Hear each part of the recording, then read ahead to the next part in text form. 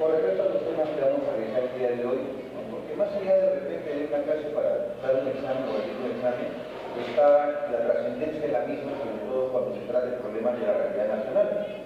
Y, ¿cómo no decirlo? ¿No? Estamos frente a un escenario, un panorama relevante en este momento con los cambios climáticos, que llevan de alguna manera a que gran parte de la población de nuestro país, estamos hablando de los tercios de nuestro país, excepto la macroregión, ¿no? La macroregión, sea de alto riesgo para que aparezcan casos de dengue y de dengue grave. Y lo digo así como dengue y dengue grave, porque ya a partir del año 2009-2010 la OMS cambia, ¿no?, el concepto de lo que viene a ser la clasificación tradicional de dengue, a la cual anteriormente se le mencionaba como dengue clásico y dengue hemorrágico. Era una clasificación básicamente semiológica, pero que nos permitía tomar decisiones tempranas y conllevaba muchas veces de paciente muy grave ya en el tratamiento, ¿no? Y que en un periodo crítico hay una mayor letalidad. Con la nueva clasificación, que es una clasificación también basada en factores de riesgo, en la cual se habla de dengue con señales de alarma, ¿no?, y dengue grave, que se llega probablemente a tomar mayor precisión o mayor precaución con respecto a ese manejo del paciente sin que llegue a la etapa crítica en la cual es más difícil su recuperación, ¿no? Entonces, por eso es que les estoy mencionando los conceptos actuales. Lo que no varía, y no va a variar tampoco, es el espectro clínico de la enfermedad. Cómo dentro del espectro la enfermedad se puede incluso siquiera manifestar como una infección asintomática, simplemente carente de manifestaciones, hasta una forma de análisis que por definición cumple que viene a ser los criterios de lo que antes se conocía como dengue hemorrágico y síndrome de shock por dengue, ¿no?, que a la actualidad se les conoce como el nombre subconjunto de dengue grave. Y cómo a lo largo del espectro clínico, así como antes seguramente ustedes recuerdan un poco los conceptos de la vacunación humana o enfermedad de Carrión, antes se hablaba simplemente de una fase aguda, somática, una fase intercalar y una fase de glucosa, ¿no?, variables entre sí por el periodo, digamos, de incubación. Actualmente se sabe que probablemente si contamos 10 minutos es muy poco para hablar de la forma clínica de la bandonerosis, porque incluso hay pacientes que pueden hacer forma de glucosa sin haber hecho forma hemática, o pueden hacer forma hemática recurrente, o pueden hacer forma de glucosa recurrente, ¿no?, o pueden comportarse como una tifoidea, o pueden comportarse como una brucelosis, etcétera, etcétera. En el dengue sucede algo parecido. Si vemos acá, se habla de que el objeto clínico es una infección asintomática, pasa por infecciones oligosintomáticas, ya veremos cuáles son los criterios clínicos para catalogarla, en todo caso como infección oligosintomática. Y luego, ¿cuáles son aquellas que sí cumplen con la definición de dengue sin señales de alarma? ¿No? Dengue sin señales de alarma o dengue con señales de alarma, ¿no? ¿Cuáles son aquellas también infecciones que no cumplen con definiciones de caso? Porque el virus del dengue, que es un virus que es transmitido por artrópodos, necesariamente que es un artrópodo de transmisión, hacemos un pequeño paréntesis, se han reportado casos de dengue vertical, o sea que hay transmisión de otra plasticaria de dengue, en institutos se ha demostrado incluso, ¿no?, en las últimas epidemias. Entonces la transmisión vectorial es la más importante, pero hay transmisión no vectorial. ¿Okay? Imaginen ustedes, porque en medicina no hay nada absoluto, en un supuesto que una persona, entre comillas, en epidemia, done sangre. Entonces, sabemos que no va a suceder, porque un febril no puede donar sangre. Pero si sería el caso de un portador asintomático, ¿no?, que hace una fase de repente de invasión sanguínea así, porque entre comillas epidemia, en todo caso asintomática, le toman sangre y transfunden, puede haber transferencias no vectoriales en este caso de la enfermedad. Entonces, lo más notorio, lo que sí se ha documentado es la transmisión madre-niño, o sea, como enfermedad en este caso perinatal, ¿no?, o sea, no congénito, no perinatal. Y aquellas infecciones que no cumplen definición de caso, porque el dengue no solamente es aquella enfermedad sistémica en la cual el evento fisiopatológico más importante es la alteración de la permeabilidad vascular, ¿no? El evento más importante en el dengue es la afección que produce el virus y la reacción inflamatoria que genera hacia las zonas ocluides que existen a nivel del endotelios, y por eso es que se pierde agua, se pierde proteínas en el intersticio y se produce una formación significativa en el espacio. Sin embargo, Lo que conocemos con dengue no es la única forma de manifestarse. Hay gente que puede ser solamente hepatitis, incluso con signos de falla hepática, producido por el virus de dengue. Pueden hacer cuadros encefálicos. De repente un paciente en una zona endémica, en brote, se presenta en la revista con un síndrome encefálico agudo y no tuvo previamente ningún criterio para considerarlo como un dengue sin signo de alarma ni dengue clásico. Y hace una encefalitis viral con recuperación posterior a las 2 o 3 semanas y pudo ser causado por el dengue. Miocarditis también. Entonces, hay manifestaciones inusuales que son producidas también por el virus de dengue. Y a eso corresponde esta definición de infecciones que no cumplen con definiciones ni de caso de dengue clásico ni de dengue hemorrágico. Ok. Yo voy a hablar de una serie de aspectos, ¿no? Una serie de aspectos que tienen que ver fundamentalmente con lo que viene a ser la virología, ¿no? Con lo que es la entomología de la enfermedad, para circunscribirme a la parte clínica. En todo caso, de la parte entomológica, ¿no? Lo que les podría decir 3 o 4 palabras importantes que hay que recordar, que el agente transmisor expresa el Aedes aegypti, ¿sí? El Aedes aegypti viene a ser el responsable probablemente de la principal forma de transmisión en nuestro país. El virus aéreo es bastante elevado en nuestro país, tanto que la Aedes se encuentra prácticamente en todos los departamentos, el Aedes aegypti. Lo que no hay son casos, sobre todo en el cono sur, o sea, no se han reportado casos de Arequipa, de Huascatma, Ica mismo, ¿no? Ayacucho, pero sí se ha reportado en Lima, como lo traen ustedes, y de aquí para el norte, Junín, Huánuco, Pasco, SG Selva, y los otros departamentos que ocupan la gran región norteña de nuestro país, ¿no? No es el único, ¿no? Lean un poquito, van a encontrar que hay un mosquito que dice mosquito Santiago Tigre, que lo llaman, que es el albopictus. En el albopictus se ha demostrado que puede ser capaz de transmitir simultáneamente dengue y fiebre amarilla urbana. O sea, las dos enfermedades juntas. Porque recuerden de que tanto la fiebre amarilla como el dengue comparten el vector común, que es el Aedes aegypti. ¿No? Lo que pasa es que en nuestro país lo que es fiebre amarilla selvática, no es fiebre amarilla urbana. Tenemos fiebre amarilla selvática, y la fiebre amarilla selvática tiene un comportamiento diferente, ¿no? Porque hay una zoodia que la mantiene prácticamente en zonas selváticas, como el nombre lo dice, a través de reservorios naturales como por ejemplo los monos. Y entre ellos la transmisión es a través de otros tipos de mosquitos, por ejemplo el Aedes o el Bagus, que son otros tipos de mosquitos tropicales. Entonces el riesgo de transmisión es para aquellas personas que de repente entran a trabajar como agricultores en zonas agrestes, ¿no? Cuando empiezan a trabajar de repente en el producto, en gas, ¿no? En coca, ¿no? O cuando uno hace de repente turismo sin saberlo así, se mete a zonas vírgenes de la selva. Ahí uno puede subir la picadura de los Aedes, ¿no? De Bagus, y padecer fiebre amarilla selvática. Pero el Aedes aegypti es el responsable de la fiebre amarilla urbana, ¿no? Y el albopictus tenemos poco acá en el Perú, pero fueron Loreto, más en el Caribe y en el sur de Colombia, son capaces de transmitir a la vez estas dos enfermedades, ¿no? Tanto de la fiebre amarilla urbana como también el dengue. Ahora, con respecto al virus, tal vez lo más relevante es destacar 2 puntos dentro de ellos. Sabemos que son virus ARN que pertenecen a una gran familia de virus llamados en conjunto arbovirus, ¿no? Arbo viene a ser una abreviación realmente, A de artrópodo, B de born en inglés, ¿no? Artrópodo born. ¿Qué significa esto? Son que todos ellos comparten en común que su mecanismo de transmisión no es de persona a persona, ¿no es cierto? Sino que participa un hospedero diferente, por eso es una enfermedad metaxénica, en este caso. Ahí está el de la fiebre amarilla, la fiebre de Orocoche, está también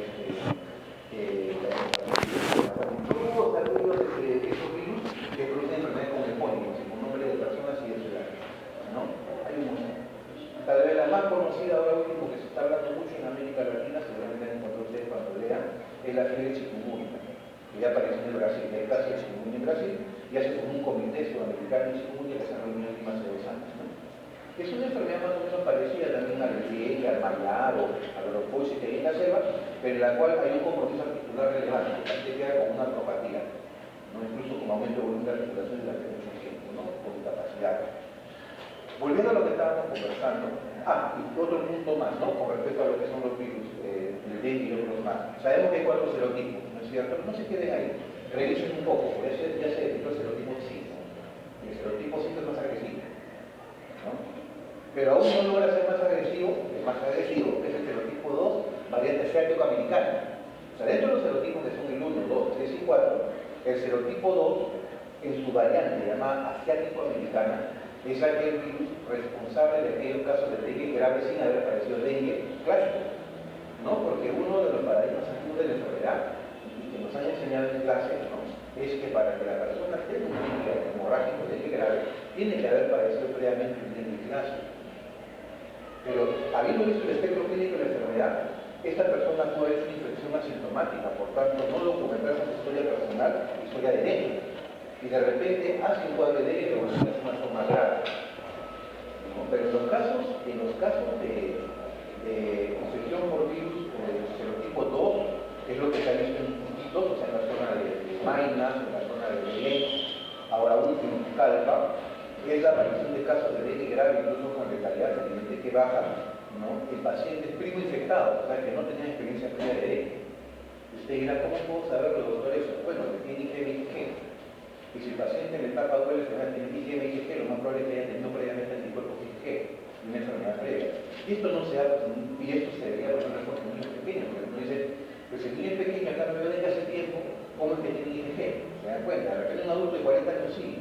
¿Por qué? Porque si recordamos un poco la historia del dengue, el dengue prácticamente se radica de las Américas hacia la década de 50, finales de 50. Y después de un silencio epidemiológico aparecen los primeros casos en el Caribe, en Cuba, a finales de los 70 y inicios de los 80. Y comienza la epidemia en Cuba, en República Dominicana, en Haití, y llega al Perú aproximadamente a inicios de los 90. Y entra por el norte. A mediados de los 80, 85, 86, y empiezan a aparecer brotes de dengue, o sea, la reinfectación de la Aedes y dengue en Iquitos, en Pucar, en Tarapoto, en Cocache, en María, ¿no?, durante los primeros años del 90. Entonces, de allí hasta la fecha, han habido casos temporales. Entonces, se entiende de que una persona tiene época como 10 años o 12 años, o 15 años, 20 años después aparezca solamente un brote de dengue que tenga riesgo de ser dengue grave, ¿no? Y en ese caso, pues hay la documentación. Pero una persona que ha nacido del 2000 en adelante no estuvo expuesta en el 90 a la enfermedad y hacía dengue grave, de inicio, por esta famosa variante asiático-americana, ¿no? ¿Y cómo se va a determinar esto? Como una prueba que se denomina reacción cadena polimerasa. ¿Quién la hace? El INS. El INS hace lo que se llama PCR en tiempo real y puede determinar qué serotipo de dengue circula en una comunidad. En nuestro país circulan los 4 serotipos, ¿no?, del 1 al 4. ¿No? Y los brotes que han habido en la selva han sido fundamentalmente tipo 2. Fundamentalmente. Lo del norte, en Chubut, Piura, Cajamarca, ¿no?, Amazonas, son fundamentalmente dengue 1. Lo que hay en este momento, dengue 1. Ahora, indistintamente, un paciente puede pasar eventualmente por las catalogadas actualmente como las 3 fases de enfermedad de dengue. Entonces, ya no estamos hablando de un paciente con infección asintomática o oligosintomática, lo que acabamos de lado. Ya, porque en todo caso, un paciente con infección oligosintomática puede ser catalogado como un caso febril. Y como caso febril depende de su procedencia, ¿no es cierto? No es lo mismo catalogar un caso febril en Lima, o una enfermedad febril de menos de una semana de evolución. Pero yo puedo plantear de repente que ese niño puede tener de repente un problema viral, puede ser una infección por Steinbach, o una tifoidea, o una monocelosis, ¿no?, neumonía oculta, etc. Pero si este paciente me dice que en vacaciones que ha sido los últimos 15 días hasta el norte, tengo que incluir en el diagnóstico de ella. O si de repente este paciente en los últimos 15 o 20 días viajó a una zona de los Guayana Central o de repente a Loreto, no solamente dengue, puede ser también malaria, puede ser mareado, puede ser oropuche y otras enfermedades más, porque depende a dónde haya viajado el paciente. Entonces, en toda persona que tiene antecedentes de haber estado en los últimos 15 días en área de transmisión de dengue, hay que descartar eso. ¿Ok? Entonces, la persona que desarrolla la enfermedad, como tal, quiere decir fiebre más 2 o más criterios que veremos luego, puede pasar por estos estadios. La gran mayoría, yo diría 8 de cada 10 pacientes, ya 7 de cada 10, como ustedes han explicado, van a hacer una etapa inicial de fiebre, cuarto o quinto día fiebre, sexto día fiebre desaparece, o sea, quedan solamente en etapa febril y se comportan como dengue sin síntomas de alarma. La gran mayoría de pacientes que van a centro de salud, que buscan atención, que los mandan a sus casas con hidratación solamente y paracetamol, van a desarrollar fundamentalmente fiebre alta, dolor articular, dolor muscular, dolor retromuscular, cefalea, náuseas, vómitos, mialgia, dolor abdominal y racho, que es exantema. ¿Ok? La gran mayoría etapa y se quedan así nomás. Un grupo menor de pacientes, entre los cuales están fundamentalmente quienes, los menores de 5 años, los mayores de 60, 60, pacientes con una comorbilidad previa, ¿no? Pacientes que tienen problemas de cardiopatía, una comorbilidad respiratoria previa, una comorbilidad neurológica, pacientes diabéticos, pacientes obesos, desnutridos, etc., ¿cierto? O incluso previamente sanos, foráneos que viajan a una zona de dengue, ¿ok? De la fase febril pasan a la fase crítica. Podríamos decir, ¿no? Dos de cada de repente 100 pasan a la etapa crítica. La etapa crítica se caracteriza por la aparición de los signos de alarma, los signos de alerta. Los pacientes generalmente, ¿no? Entre el cuarto al séptimo día, ¿no? O al tercer séptimo día, aparentemente la fiebre está bajando. Y de lo que baja, nuevamente aparece la fiebre, pero con unos signos relevantes, que vamos a ver luego, que son las señales de alarma. Y uno de cada 1000 o uno de cada 2000 pueden hacer en esta etapa crítica dengue grave con signo de choque, o sea, con signo de choque, ¿cierto? Si no hay complicación alguna, es decir, si se actúa a tiempo y detectamos cuáles son los signos de alarma del paciente y internamos al paciente y hidratamos adecuadamente y está en reposo, lo más probable es que el paciente que esté en etapa crítica se recupere y no pase la fase de choque, o sea, de dengue grave, no pasa, y logramos salvarlo a ese paciente. O por lo menos no cometer un riesgo de estar en un nivel próximo. ¿Ya? Porque en esencia, ¿qué cosa es un dengue grave? Un dengue grave no es otro que una alteración del medio interno. El dengue grave surge como consecuencia de una redistribución, en este caso de la bulimia, mala redistribución por una falla en la permeabilidad vascular que hace que se pierda rápidamente agua, ¿no? Sales y proteínas al intersticio.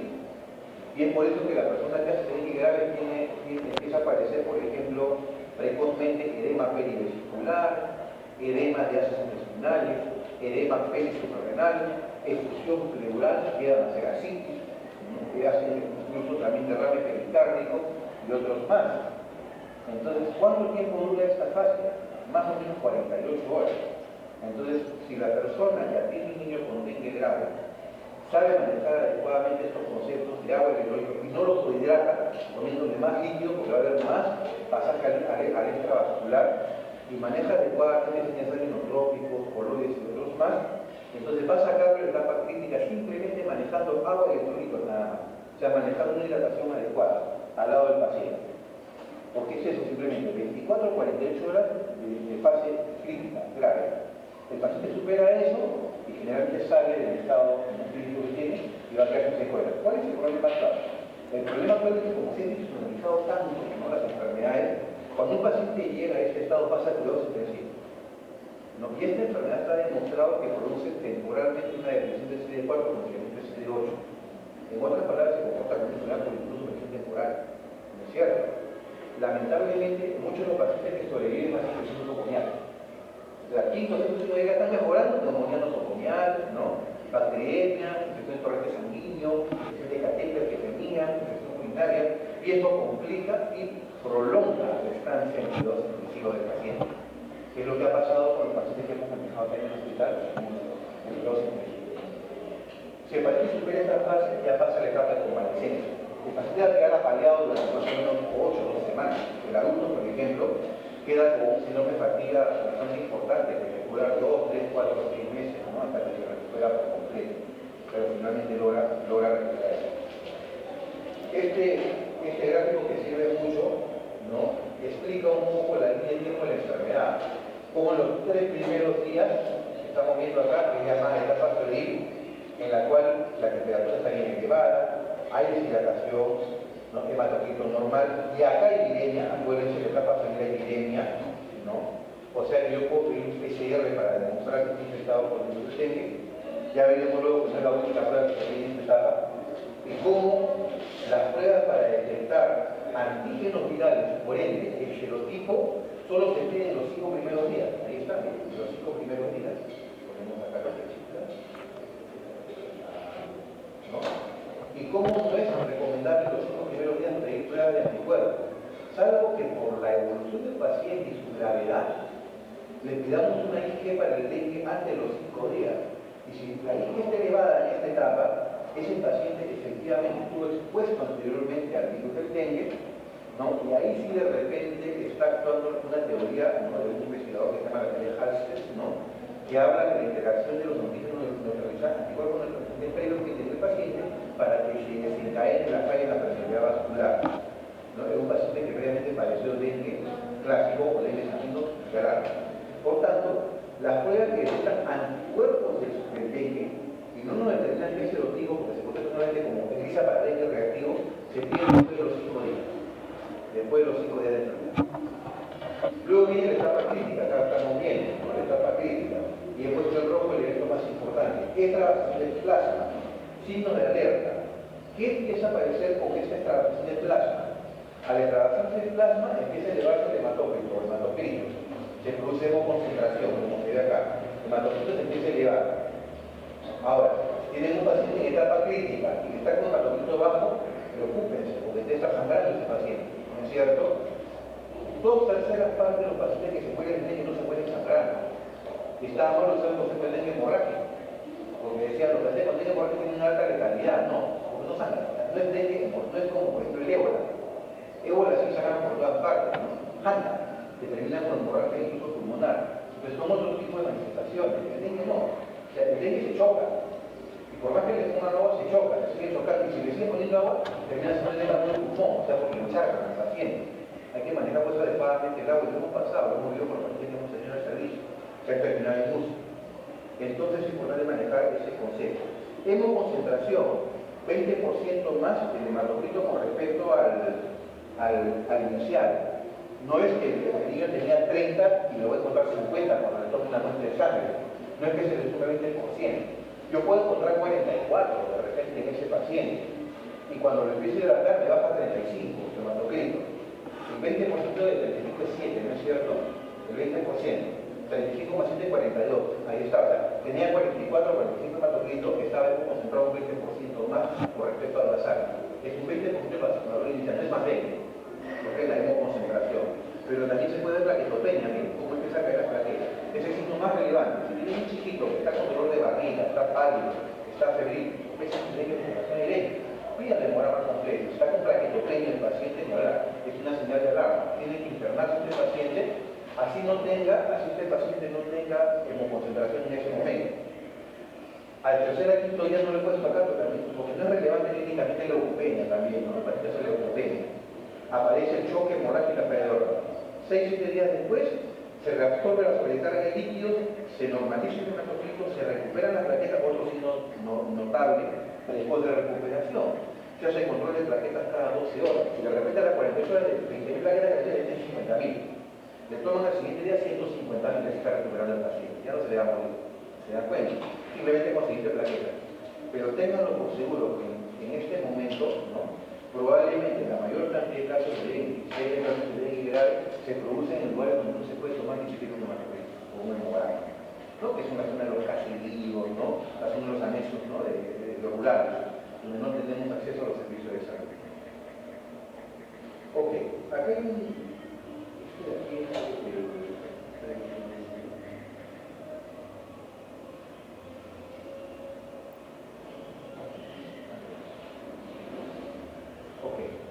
En el año 2011, el Ministerio de Salud emite una directiva sanitaria que ustedes la pueden encontrar cuando entran a la página web, incluso hay un folleto, ¿no? Que es la nueva guía para notificar atención casos de dengue. Y en este momento está en revisión la pediátrica, o sea, va a salir la pediátrica también, eso es general. Hay unas definiciones importantes, como por ejemplo, ¿qué se denomina antecedentes epidemiológicos de exposición a dengue? Porque lo menciona después, ¿no? Al momento que se hace la definición de caso, ¿no? Tenemos entonces que definir que se considera como este antecedente a referencia en la anamnesis de una persona que estuvo dentro de las últimas 2 semanas en un área de transmisión del dengue. Por eso es importante, ¿no? Ustedes hagan salud preventiva, ¿no? Cuando estén conversando con familiares, cuando eres tu amigo, con sus pacientes, sus clientes, si están planeando hacer un viaje de repente a alguna zona que ustedes incluyen que sea de transmisión, tienen que darle las recomendaciones repetidas, ¿no? El uso de mosquiteros, ¿no? El uso de referentes y otros más a considerar. No más tampoco, porque tienen pequeño visitero, recuerda, hasta convive con uno en la casa, ¿no? Y en el mejor de los casos van a ir a trabajar en la zona, en el Perú. Entonces tienen que conocer más o menos cuáles son las características de nuestro país, porque de repente se van a encontrar con acciones de gases, la relación de comprar con malaria, con orquidiasis, con alta prevalencia de atidosis, y en este caso también con dengue, ¿no? Que es una enfermedad que, como ustedes ven, tiene una distribución importante en nuestro país, incluyendo también, bueno, dentro de la parte de Selva Azul, a Madre de Dios, parte 1 también está acá, solo que no está mencionado, y también en Callao. Fiebre, ¿no? El otro concepto, caso autóctono, caso notificado por el lugar probable, es el mismo lugar de la jurisdicción, caso importado, que es lo que sucede con los casos de Lima, ¿no? Muchos casos de Lima, aunque ojo, el año pasado ha habido brote en Villa Mayor Triunfo, hemos tenido un brote de Villa Mayor Triunfo. O sea, lo que llama la atención, levante la mano, ¿quién conoce Villa Mayor Triunfo? De acá. Okay. Yo le digo avenida Pasar, porque todos los días a Tocomo, ¿no? A la avenida que divide prácticamente Villa Mayor Triunfo de la zona de frente. Cuando uno llega para entrar a la Nueva Esperanza, se divide a su vez en dos. Nueva Esperanza, no recuerdo cómo se llama el lado del distrito Juan Pablo y tanto. Ya, lo cierto es que no sé por qué condición los reportes locales de donde fueron en ese lado y no al otro lado de la pista. O sea, no es Nueva Esperanza, no al frente. Y la verdad, seguramente hubo un bloqueo sanitario, ¿no? Empezaron a fumigar toda la zona y se reportaron pocas solamente en esta área de María del Triunfo. Si recordamos un poquito atrás, 2012 se reportó en San Juan del Vilacho 4 casos de dengue, los sanitarios. Y si lo vamos un poco más atrás, se siguen reportando siempre los casos de dengue en Comas, en Puente Piedra, ¿no? Hace 3 años yo tuve un paciente de Los Olivos, ya vino con 7 días de fiebre, ya prácticamente en descenso, pero con bastante malestar, que la empresa de serología le salió positiva, y ya conversando un poco más con los familiares, yo frecuentaba mucho los restaurantes cafés que había en la zona de Caraballo, ¿no? Casi todos los fines de semana, ¿no? Se iba para chicos de baño, pues ahí se contagiaba, justo en la época de verano. Entonces, sabemos que todas las personas que trabajan en la microrregión del norte, ¿no? Alguna vez han tenido contacto con pacientes con dengue. Entonces, el virus, el vector que se trae está en el campo de Marte, ¿no? Es mañana arriba de allí se encontraba cuando se hizo la captura entomológica, ni qué decir en la ribera del río Rima, ¿no? También hay, y probablemente en otros lugares, también en el campo de Marte gigante, se ha detectado a ellos. Bueno, nexo epidemiológico. Este es un concepto importante, porque para el diagnóstico de enfermedad, en este caso de dengue, ya no se requiere en algunos casos hacer serología.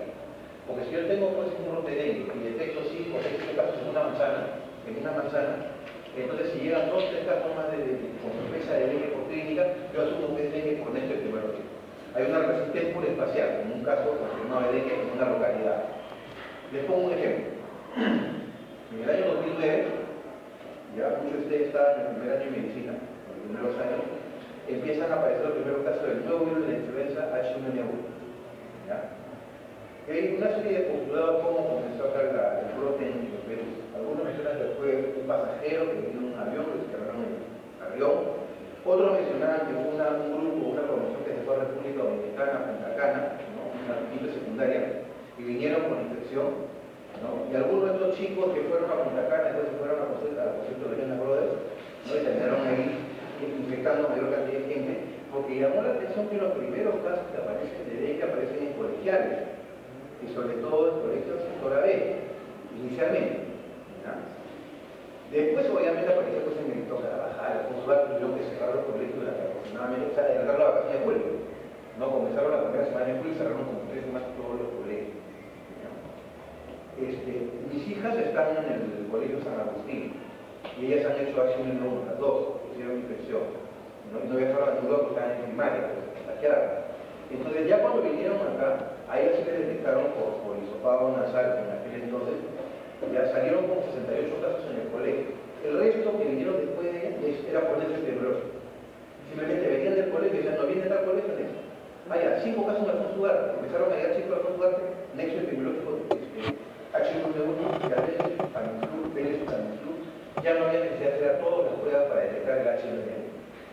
Sino que por nexo epidemiológico, eso es lo que pasa en Lima. Imagínense un brote de dengue importante en una localidad, que si bien en Lima también, no van a alcanzar los reactivos para toda la comunidad rural, no va a alcanzar.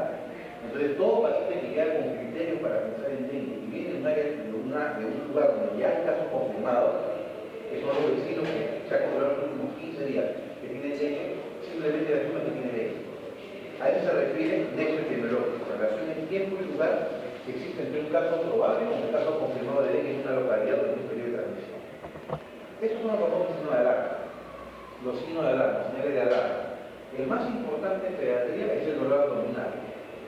En una serie de casos, sobre todo en Cuba y luego también en República Dominicana, que son los que tienen la mayor serie de casos de letalidad, a pesar de que es mínima, pero la mayor letalidad en niños por dengue, uno de los criterios más importantes que se manejó en casi el 100% de los casos de dengue con signo de alarma, el niño es el dolor abdominal.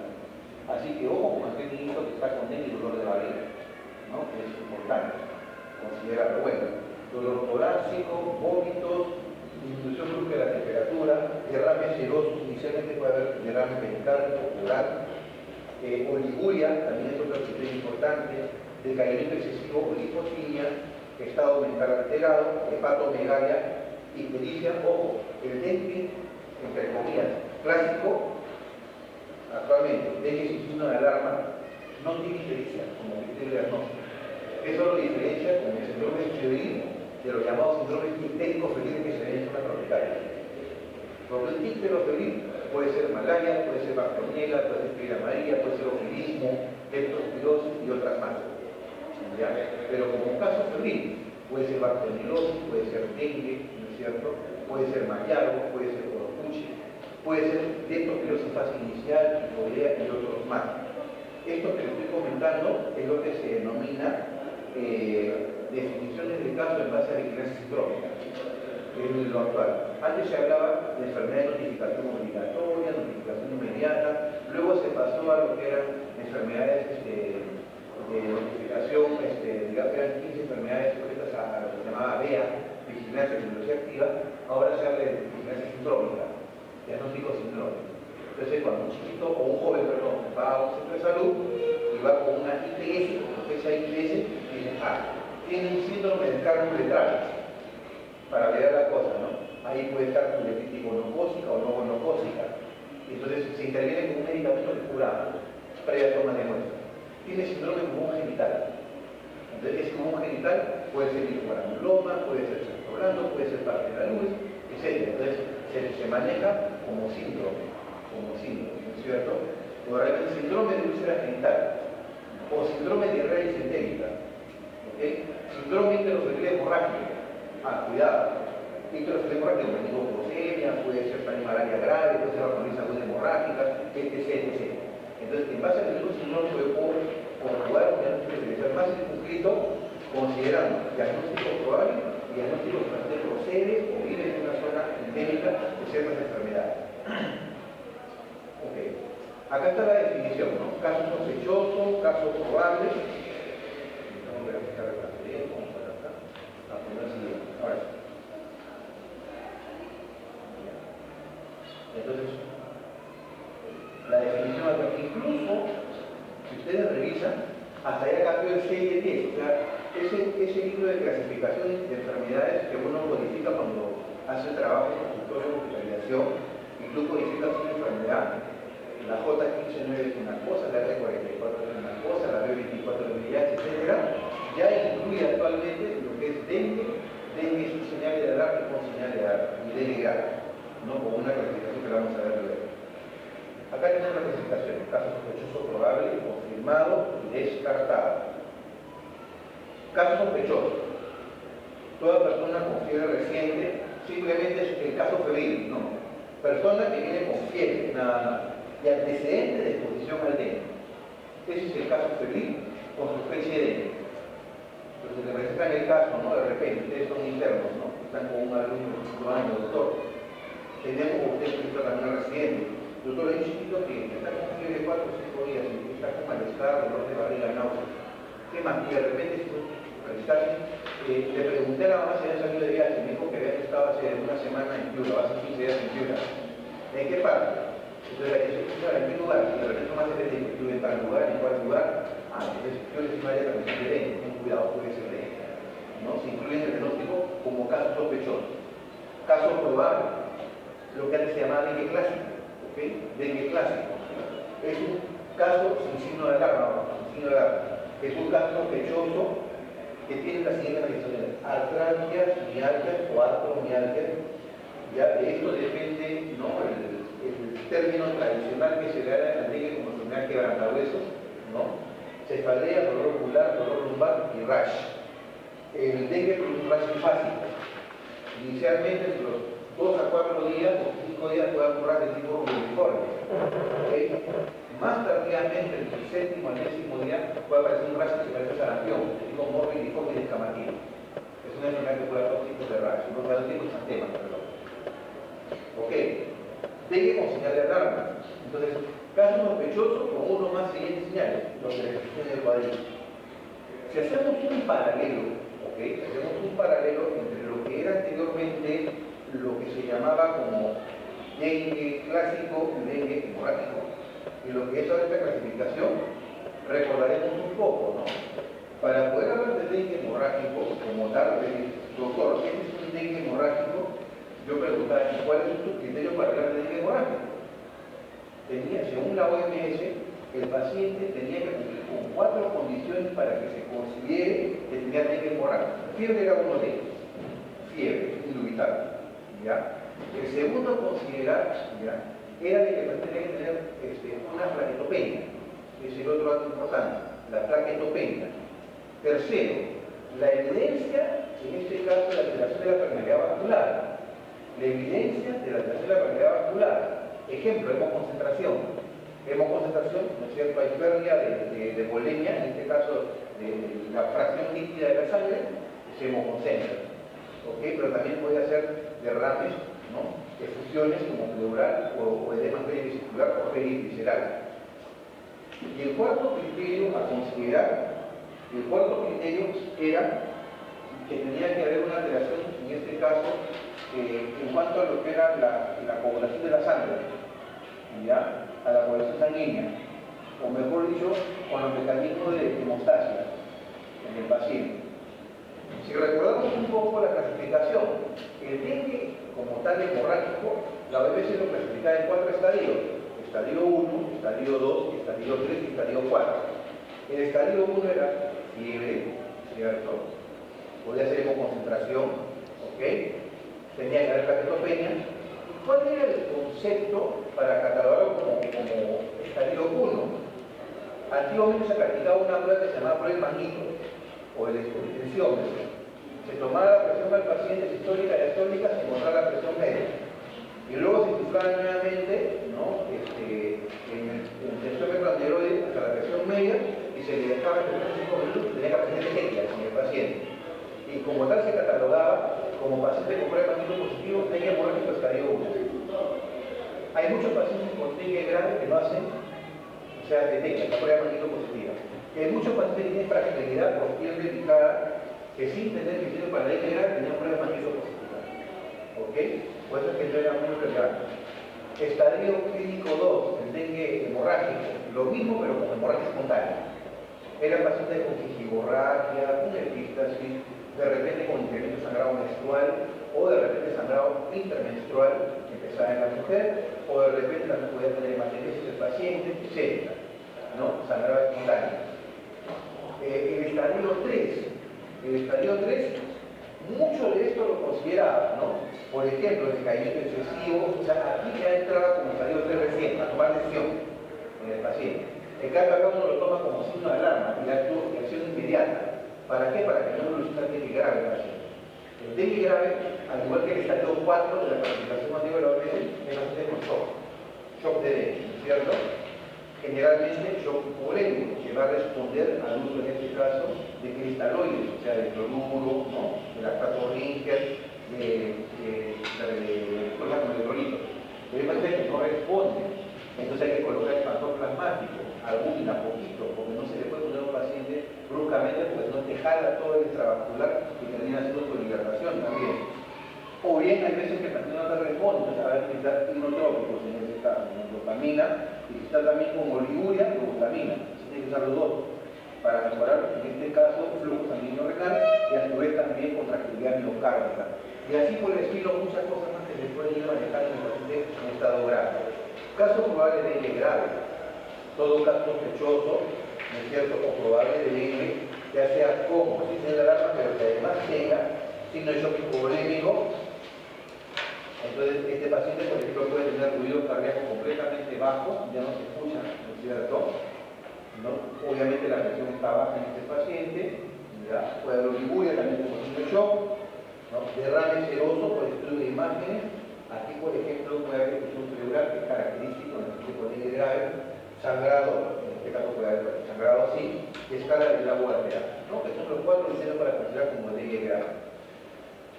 La confirmación de un caso, ya sea caso sospechoso o caso probado, ¿cómo lo confirma? Indudablemente por laboratorio. En las zonas tropicales, quien participa es el Ministerio de Marina. El Ministerio de Marina tiene un convenio con el NAMBRE, o sea, el NAMBRE, que es la Marina o la Armada Americana, que son los que justamente hacen investigación de enfermedades tropicales, y tiene un laboratorio bastante importante en Iquitos, ¿no?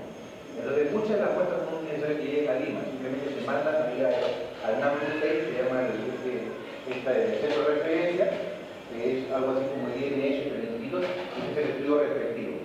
En los 5 primeros días, yo puedo pedir esta prueba de acá. La primera es solamente para fin de investigación, no se practica de manera rutinaria. La segunda sí, la reacción que hay polimerasa en tiempo real, TR en tiempo real.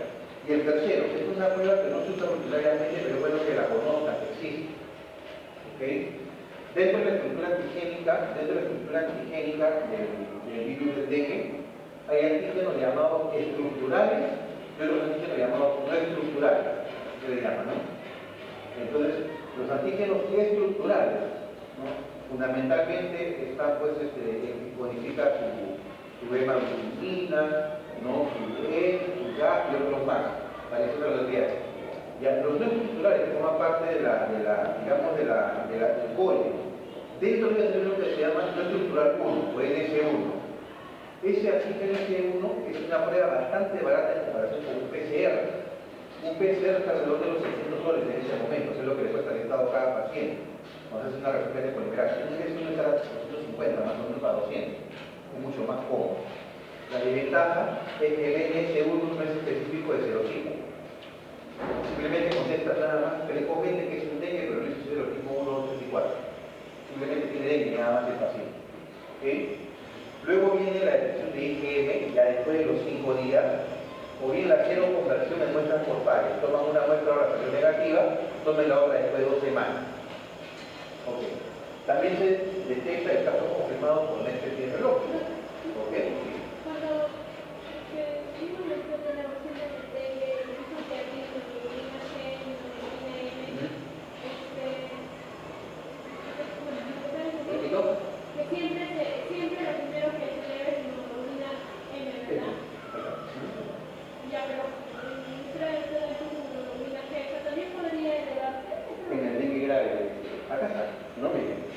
Infección primaria, infección secundaria. No le pongo enfermedad primaria. Infección primaria. O sea, en este grupo puede ser una persona que vive en un área endémica de dengue y que no te desarrolla el dengue, pero se expuso al virus y se infectó. ¿No es cierto? Infección asintomática. Ejemplo, en un salón inicial puede ir un niño con papel. La tasa de ataque celular sería del 50% de papel, porque es contagio por botella de flujo. A los niños no vacunados, ¿no es cierto?, les puede dar. ¿A cuánto? Una mesa de 6 niños le da 2, a los 4 le da 2 para los tantos. En cambio, si el chiquito con pañuelo, si no están vacunados, se contagia casi todo. Y ya como que luce peor, porque la tasa de ataque secundaria con luce 95%. ¿No? ¿Te das cuenta? Entonces, en la enfermedad no es que todo el que se infecta se enferma. Los peruanos, y en general los americanos, y probablemente los asiáticos, somos privilegiados. Nos convivimos con salmonella y shigella y no hacemos enfermedad cada rato. ¿No es cierto? Así somos portadores. Viene un europeo, ¿no? A la primera que come se ve diarrea, la gastroenteritis, ¿no es cierto? Porque es otra flora. Los mexicanos importan sus fresas, ¿no?, a Estados Unidos de repente porque empiezan a hacer diarrea sintética, por el coli, productos de cocina chicana. ¿Se dan cuenta? En México no le pasa nada. Es por tolerancia inmune. A eso voy yo, ¿no? O sea, dependiendo de los mecanismos patogénicos y del ambiente, ¿no es cierto? La hospedero o este ambiente, es que se produce infección a la enfermedad. En este caso, por ejemplo, como acá, infección primaria, que es como sin enfermedad. Paciente con una flecha al comienzo, ¿no? Infección asintomática, oligosintomática, aquellos que cumplen con la definición de sospecha de dengue, con síndrome una alarma y dengue grave, ¿no?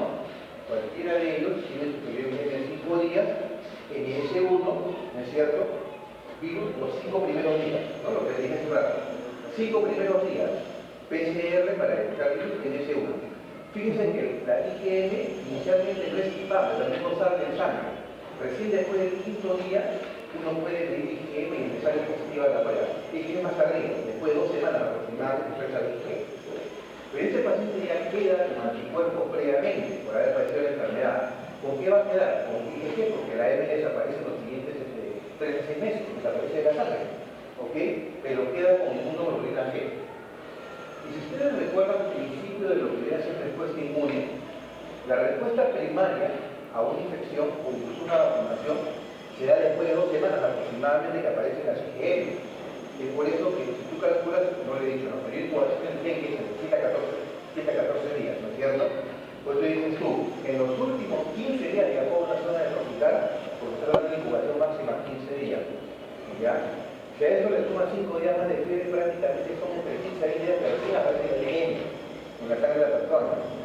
En cambio, la respuesta secundaria hace que aparezca IgG rapidísimo, prácticamente las primeras 48 horas. ¿Ok? Cuando uno vacuna a un niño, por ejemplo con vacuna contra hepatitis B, y le coloco la vacuna a los 2 meses de edad, esa vacuna me va a generar anticuerpos contra la virus después de 15 días aproximadamente, porque no es inmediata la respuesta de tipo IgG. Pero cuando le coloque la segunda dosis de vacuna a los 4 meses de edad, la respuesta anticuerpo va a ser bien elevada a partir del segundo o tercer día vacunado, a expensas de IgG, no de IgL. Cuando le coloque la tercera dosis a los 6 meses, va a haber un super pico de inmunoglobulina 5G en las 48 primeras horas. A eso me refiero cuando le digo yo, si yo tengo un paciente que está en 1, 2, 3 días de fiebre, y me empiezan a hacer señales de alarma, o sea, me hace signo de alarma el paciente, ojo, yo le puedo pedir a este paciente, en ese momento le puedo pedir inmunoglobulina de tipo G. ¿No? ¿Por qué? La voy a encontrar elevada. Porque está en una segunda infección secundaria. ¿Te das cuenta? La infección que es secundaria le genera un booster, una respuesta inmediata de tipo IgG. Como él es chiquita, nada más. ¿No? Entonces ustedes me dirán, doctor, ¿no? Acá pueden ir a trampa, ¿no? Si están despiertos. Doctor, pero de repente es serotipo 2 después 1. No, no es cierto. También puede ser abierto. Y después serotipo 1 entonces el IgG es el IgG.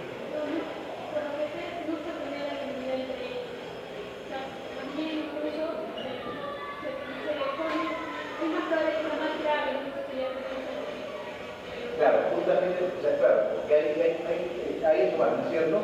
El hecho de haber padecido una infección diferente, si es más bien una infección semejante, no va a ser de no tener poder llegar, porque es muy cierto.